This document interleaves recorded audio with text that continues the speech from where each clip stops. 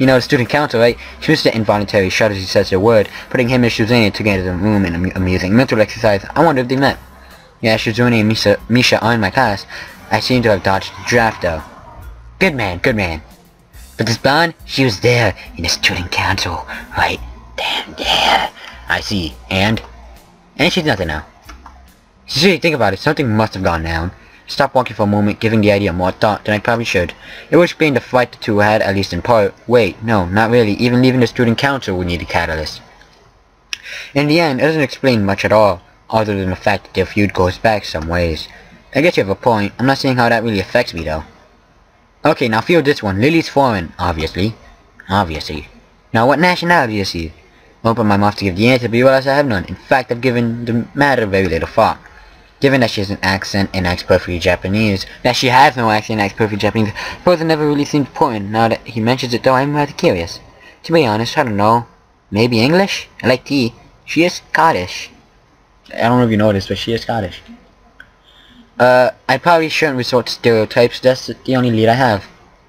You're not thinking, lucky you, have me to think for you. Gee, thanks. He brushes off the quip, effortlessly. Now enter me, the true has lots of social power, is filthy stinking rich. No, blondes are rich, right? Has a long history of disputes and used to belong to a much larger organization. The Roman Catholic Church! Well, okay, there's that. But there's also the Mafia. Come on, rich, foreign. There's no way she doesn't have connection to them. I have reason to doubt the logic of deductions, but he shows no signs of stopping. So you know what I think for some? Italy? Mainland's Italy's small time. Do you just be from Sicily? All those mafioso types come from there.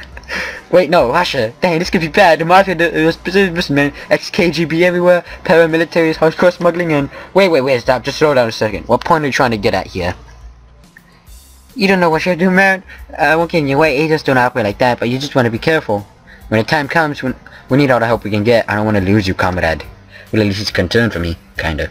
I wave goodbye to him as we separate out to our respective classes, but I'm not sure that he sees the gesture. Piling my books into my bag, I catch a glimpse of the library books I'd borrowed last week.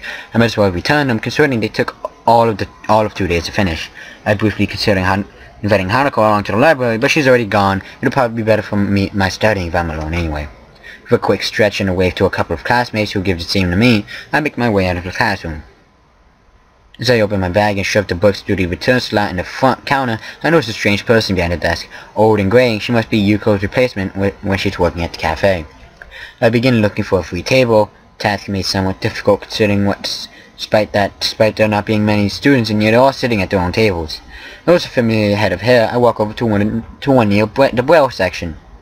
It's hard to tell whether Lilly's concentrating hard or not, her placid expression holding perfectly still as her fingers slide across the dot-filled pages of a book. Hi, mind if I sit here? Oh, no problem at all. She trails off, evidently still focused on her business at hand. Ah, Hisao. She gives a nod of greeting as I sit opposite her at the table, pluck a chemistry textbook out of my bag, and quickly thumb to the chapter we're covering in class. There's music like this I actually need to put up.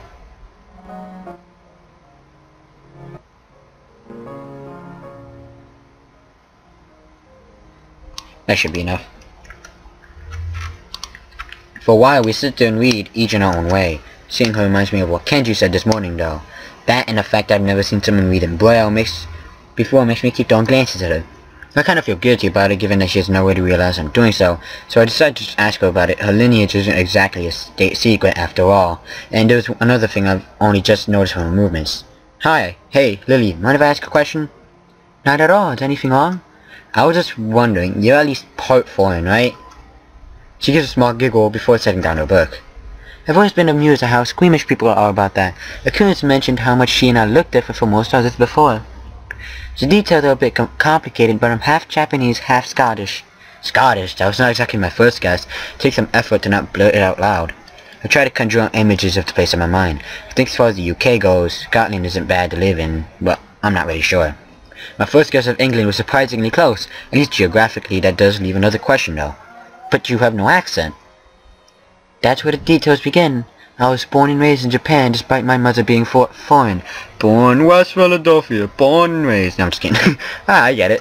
Hold on, if she moved to the dorms simply due to Akira working longer hours, so they don't live near the school? She gives a small sigh. She didn't expect me to go any deeper. Was her previous frankness just a front? Should probably move this over. Here we go. No, not exactly. It's been a long time since we've actually met. I feel like I'm not getting the whole story, but I don't really want to go unduly prying into a situation. But about Faith shows she's kind of awkward about it. So, do you speak much English? To be honest, I don't know that there's much about Scotland, but at least I know that's the main language there. Takes a moment to collect herself, appreciating the change in topic. That's right, my family most used Scottish around the house when I was young, but they made sure Akira and I knew our Scottish side as well. I'm fluent in the language, but I'm also studying it in school to keep my skills up and to have the qualifications on paper, mainly. So you're bilingual. It's pretty impressive. I wouldn't go that far. Having parents who can speak the language is a large advantage, and English books and Braille aren't too hard to buy or import with Yuko's help at least. There's a relatively high demand for local English teachers here anyway, which also helps give me some motivation to learn it well. Demand for English teachers? For a moment I wonder why she brought this up. You're planning to be an English teacher?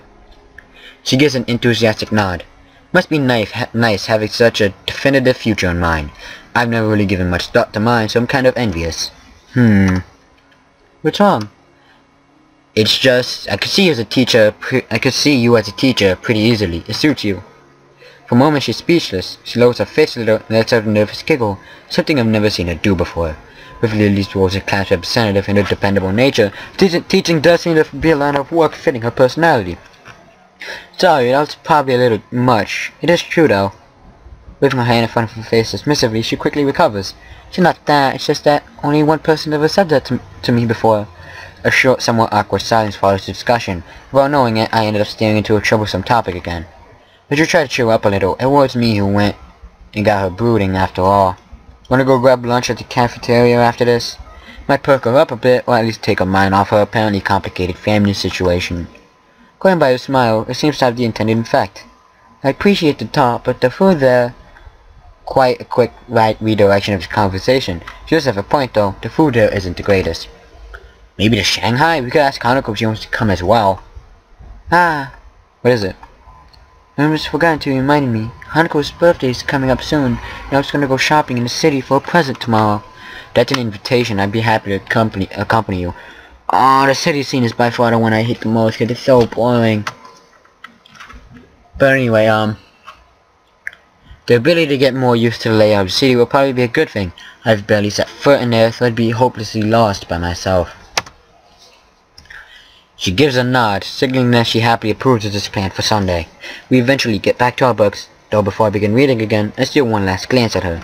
I've been thinking on my own situation too much. After all, everybody here would have their own unique circumstances. The chance to get outside and clear my head will probably do me good.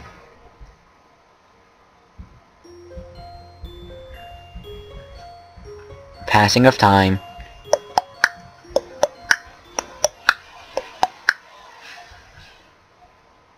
Bored of standing in place and watching the television in a shop window, I pull myself away from the tacky display with little effort. After living at Yamako, the city seems like an entirely different world. No running in the halls, calm and orderly, conductors to be used at all times in the classroom, students at the exit room to check in both directions for oncomers, elevators are reserved for movement impaired students single file on stairs. Compared to such strict, almost regimental standards, the city's shopping arcade might as well be a strange country. Where the school may have its fair share of hustle and bustle during a festival, the outside world is much different. It's strange, having lived in a metropolitan city before my accident. This should feel more natural than Yamako and this random town ever could. Yet it feels foreign somehow. The elevated walkways and tall buildings, each adorned with billboards taller than any 3 people, don't do anything to distract me from the passing crowd's reactions. Lilly keeps one hand on my shoulder, the other holding her cane, which taps the ground with a metronome-like steadiness. Looking over to her, that natural smile of hers still holds. Having only seen her in school uniform, I had not recognized her as she sat on a bench waiting for me to come, if not for her cane propped up against it and her distinctive hair. Can't tell whether they're glancing at her due to her height, her foreign looks, her obvious blindness, or all 3. Not that any of those would make the situation any less comfortable than it is. Do you have any ideas of where to look for Sisao? Her soft voice breaks me out of my line of sight. My thought. Can't imagine that she's failing to notice the attention she garners, but she seems unfazed by it. I get the feeling she's the type to enjoy walking outside, so she might be used to it by now. Not really. This is my first time in this city, so I've got no idea where to go. She furrows her brow and thought, planning a route for us to take. And, come to think of it, a way to communicate it. Sometimes I'm noticing in the time I've seen with her is how, when deep in thought, she lacks close to any form of body language to show it. Her expression may change, but not a hint of movement shows. She seems to have little in the way of sweeping physical gestures in general, though, so I assumed it's part of her reserved nature. Is there a large electronics store near here? I took a quick look around, mostly finding clothing stores. After a few seconds, I noticed a store with a bright blue sign some distance away that fits the description. Yup, it's just a bit ahead of us. Should go in that direction? Thankfully, it's just the information she needed. With a nod, we start off and head towards Lilly's unknown destination. Landmarks being our guide. Here you go. 1 vanilla, 1 chocolate. I hand the money over the counter and take the cones to the room that Lilly's sitting on. I can't believe I let her trick me like this. She not only led me to an ice cream stall, but also got me to buy her some. At least she gave me the money for hers. Sure enough, she's patiently waiting where I'd left her. I guess she was planning on making the day an event, rather than a simple shopping trip. I called out to her and slowly placed the vanilla cone in her outstretched hand, being careful to make sure she has a good hold of it before letting go. At least the tastes are fairly normal. I'd worry she asked for some weird flavor when she first asked. Here's the change. It's okay, keep it. I moved to protest, but realized the futility of doing over such a small amount. I slipped the coin in my pocket, supplementing my meager allowance ever so slightly. He shows no sign of waiting to get up, so I take a seat beside her and start eating my own ice cream. The summer weather's nice. Hopefully it will hold out for a while. You two, I'm beginning to think I'm the only person who prefers winter. I contemplate his statement for a long moment. Yeah, I think you might be. Hey, I love the winter. What are you talking about? It draws the intended reaction. She's cute when she's pouting. Still, I can't really imagine what's so good about winter. You can't go out without bundling up and you still freeze anyway. I used to live further north, so there'd be plenty of snow to play in. Though it's a little nostalgic, I don't like the heat very much either. At least you can wear a skirt, so don't complain about that. She gives an amused giggle as we both get back to finishing off our already melting cones. I idly sit and watch the crowds going by as we eat, catching bits and pieces of conversations. Looking at Lilly, I see her doofully licking her ice cream from the top downwards, blissfully unaware of the fact that it's beginning to melt. It's melting. Where? Down a bit. She lowers her lip from the top of the cone, but has no idea of exactly where the ice cream's dipping. What follows a game of guiding her left and right until she finally finds it. See any unlockers, it must seem absolutely bizarre. Grover's eyes closed, turning her cone over and over again next to her gives instructions. A strange variant of childhood blindfold games. Maybe. In good time, we finally finish our treats, and while away the time, conversing casually. Caught mid-sentence, Silly perks her head in the trademark manner. There's an unmistakable sign that something caught her attention. Ah, what is it? Is Akira somewhere over there? I think I heard her. I raise an eyebrow to look in the direction she's facing, somewhat doubtful of her ability to pick out Akira's lone voice in the den. Sure enough, though, a blonde girl in a suit can be seen through the tiny gaps between people walking every which way. Ah, wait. There we go. She has that face on. I raise a hand and wave, trying to catch her attention. Satao! Hey, Satao! She stops in her tracks and looks towards me, evidently noticing my calls. As she does, I notice someone walking beside her. Can't get a good look at whoever it is, though, before the two begin walking towards where we are. As they reach us, Lilly and I stand and dust ourselves off. Akira! Hey, you two! She nods towards me, a gesture which I quickly return. My gaze shifts towards the young girl next to her and our eyes meet. As they do, Akira plops her hand into her head, a move which doesn't seem to faze her. I don't believe we've met. I'm Hideaki. Pleased to meet you, Hisao. A guy's name, huh? Guess I just dodged a bullet there. He bows, somewhat restrained by Akira's hand being on his head. Oh, Hideaki's here too. Are you well? Akira's been taking very good care of me, thank you. Akira, oh, he's a guy.